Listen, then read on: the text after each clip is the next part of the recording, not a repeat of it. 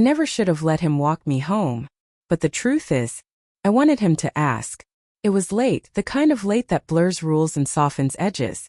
We'd been at a friend's party, all low lights and laughter, glasses clinking under the hum of music. My boyfriend had left earlier, tired, trusting. I stayed behind. I said it was just to help clean up. But when Caleb offered to walk with me, said it like it was nothing, like he wasn't the exact reason my heart had been stammering all night, I said yes. I said it too easily. The air outside was cool, and the city was quiet in that soft, secretive way it gets after midnight. Every street lamp felt like it was casting a spotlight we didn't deserve. We walked close. Not touching. Not yet. But something between us was moving. I could feel it in the silence, in the way his arm would brush mine for just a second too long, in the way I laughed too easily at things that weren't even funny. He wasn't my boyfriend. He wasn't supposed to look at me the way he did. But I let him. And when he asked casually, "You sure you're okay walking alone?" I heard what he meant underneath it. Could have said yes. I should have said yes. Instead, I looked at him. And I let the moment linger. Every step we took after that felt like a small betrayal, like walking deeper into something I didn't want to name. But I couldn't stop. Not when the night was so quiet. Not when his voice was that low. Not when his hand hovered so close to mine, like it was waiting for permission. And God help me. I wanted to give it. I knew every step closer was a step away from fidelity, and I took it anyway. We passed the corner where I usually turn off, the one that leads to my apartment. But I didn't say anything. And neither did he. The silence between us wasn't awkward. It was charged. Heavy. Almost magnetic. I could feel his presence like a second pulse beside mine. The soft rhythm of our footsteps on the pavement started to feel like a countdown I couldn't stop. "I thought you lived back there," he said quietly, finally noticing. I shrugged too casually. Just felt like walking a little more.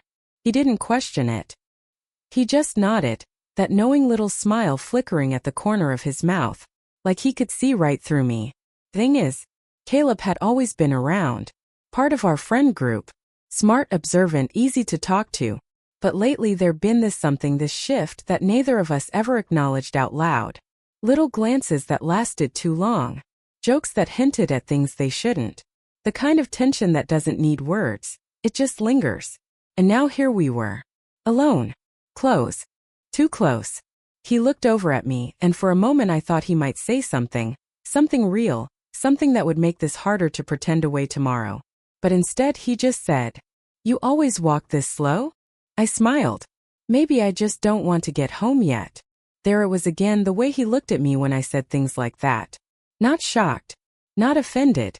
Just quiet. Focused. Like he was reading between every line. My breath caught in my chest for no reason at all. We turned down a quieter street. Fewer lights. Just the sound of the wind. And the sound of my own heartbeat getting harder to ignore. I don't remember how it happened exactly. But suddenly his hand was near mine again. So close. And this time I didn't move away. It was the smallest thing. The space between our hands. Less than an inch. But it felt like a cliff.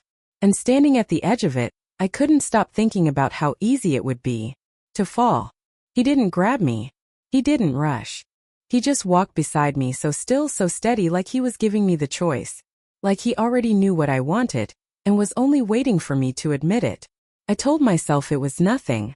Just a walk. Just a friend. But my fingers were shaking.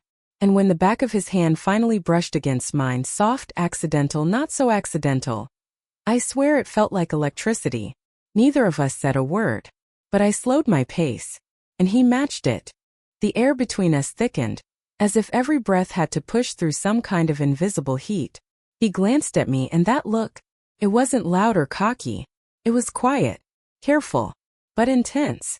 Like he was memorizing me. I looked away too fast. But I smiled. I could feel it. We stopped at the crosswalk waiting for the light. And that's when it happened. His fingers touched mine lightly, like he was still testing the waters. But I didn't move. I didn't move. Instead, my pinky curled around his. Barely there. Barely anything. But in that moment it was everything. The signal changed. The light blinked. But we stayed still. I could feel the pulse in my wrist, in my throat, everywhere. And suddenly, walking home with him wasn't about safety anymore. It was about something I didn't want to admit. Something I'd been burying. Desire. Slow, aching, dangerous desire. And I knew. The line wasn't in front of us anymore. We'd already stepped over it. By the time we reached my building, the air between us was humming. Not loud, not obvious, just quietly insistent. Like a secret that had been waiting all night to be spoken. We stood outside my door, neither of us saying goodbye. Neither of us moving. I could feel the weight of the key in my hand, but I didn't lift it. Not yet. Not while he was still looking at me like that, like he wanted to say something but didn't want to be the one to break the silence first. So I did. But not with words. I turned the key, opened the door, and held it there. Just long enough for him to understand what I wasn't saying. He didn't rush in. He just stepped closer. Not inside. Not quite. His hand came up, almost touched the door frame beside me, but stopped short. And then he looked at me. Really looked. "You sure?" he asked. Soft. No pressure. No games. I nodded. Barely. He stepped in. The door clicked shut behind him. And just like that, the world outside disappeared. Inside, everything felt smaller. Too quiet. Too close. He didn't reach for me. Didn't assume. He just stood there, taking in the space like he needed to memorize it. Or maybe like he was trying to give me one last out. But I wasn't looking for escape. Not anymore. I walked past him slowly, letting my shoulder brush against his chest as I did. I heard his breath hitch. And something about that tiny sound made my skin prickle. I set my keys on the counter, turned around, and there he was. Still watching me like I was something delicate and dangerous all at once. Neither of us moved. Not yet. But everything in me was already reaching for him. He didn't touch me at first. But he didn't have to. There was something in the way he stood, like his whole body was holding back, straining at the edge of some invisible leash. And me? I was pretending to be calm, pretending I wasn't falling apart inside. But I could feel it. The air had shifted, turned thick, electric, waiting. He took one step closer. And I swear I forgot how to breathe. "You sure about this?" he asked again, voice lower now. Rougher. I nodded once. But that wasn't enough. I reached for him, slowly, uncertain, my fingers brushing against the fabric of his shirt like a question. His hands didn't grab. They hovered. One near my hip. The other just shy of my jaw. Not touching. Just there. The tension between us stretched tight, like a wire about to snap. And when he finally let his fingertips meet my skin, just beneath the edge of my shirt, it was barely anything. But it felt like everything. A slow exhale escaped my lips. He watched it. Watched me. Like he was studying my reactions, learning my every breath. I could feel the tremble in my own hands, the ache of wanting him to move and the terror that he actually might. And when his thumb brushed my waist, that simple, reverent stroke, I had to close my eyes. He leaned in. Not to kiss me. Not yet. Just close enough for his breath to land on my neck. That was the moment. Not the kiss. Not the close. Not anything obvious. That breath. That near. Was when I knew we had crossed it. There was no line anymore. Just this magnetic pull, and the quiet unraveling of everything I thought I could resist. I don't remember who moved first. Maybe it was him. Maybe it was me. Or maybe we'd both been leaning this whole time. In slow, aching increments. Until the space between us just gave up. His lips brushed mine like a question he already knew the answer to. Soft. Unhurried. Almost reverent. And my body. God, my body answered before I could even think. I leaned in. Not with boldness but with surrender. Every part of me humming. Drawn toward him like gravity had shifted. The kiss deepened slowly, like we were still testing how far we'd let this go. But we both knew. There was no turning back. His hand found the small of my back warm and steady. Mine slid up his chest, trembling slightly, unsure of its own permission.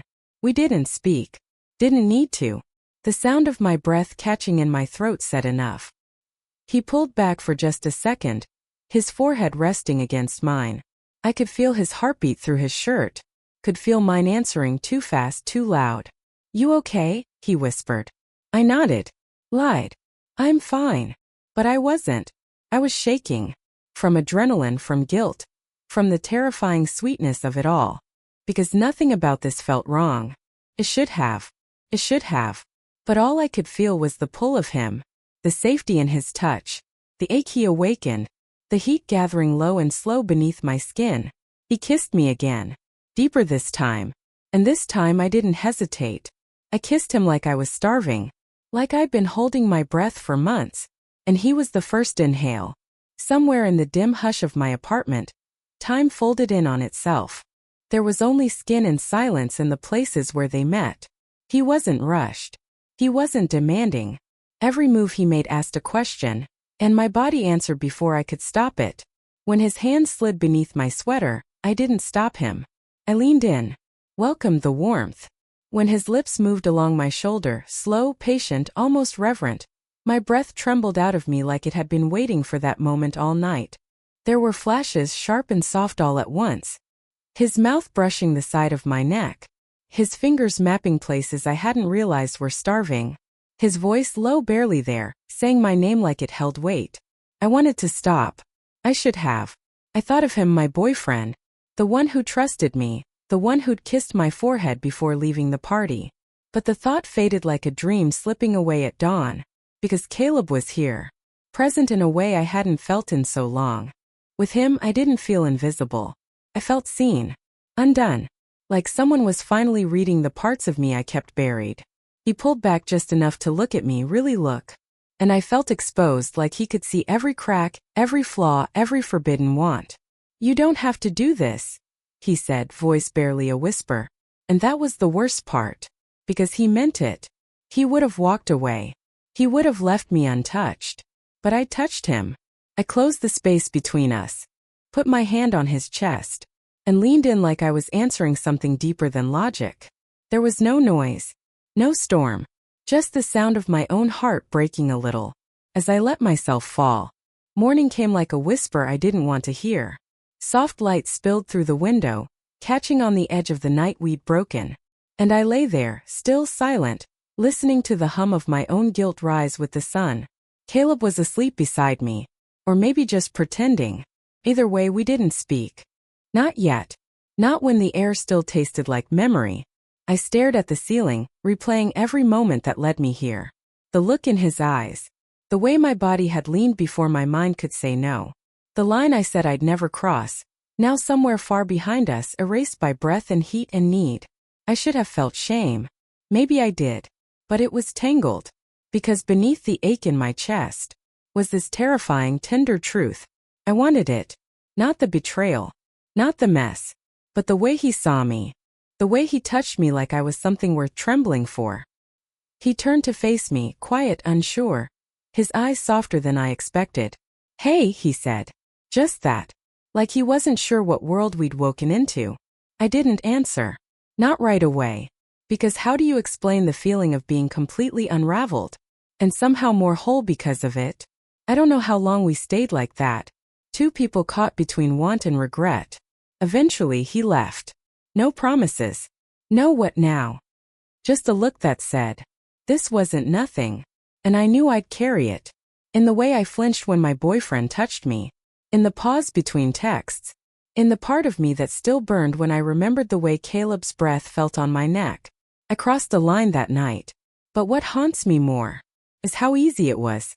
And how some part of me still stands at that door. Waiting to let him in again. Some lines don't disappear when you cross them. They echo. They burn. And sometimes they leave fingerprints on your soul.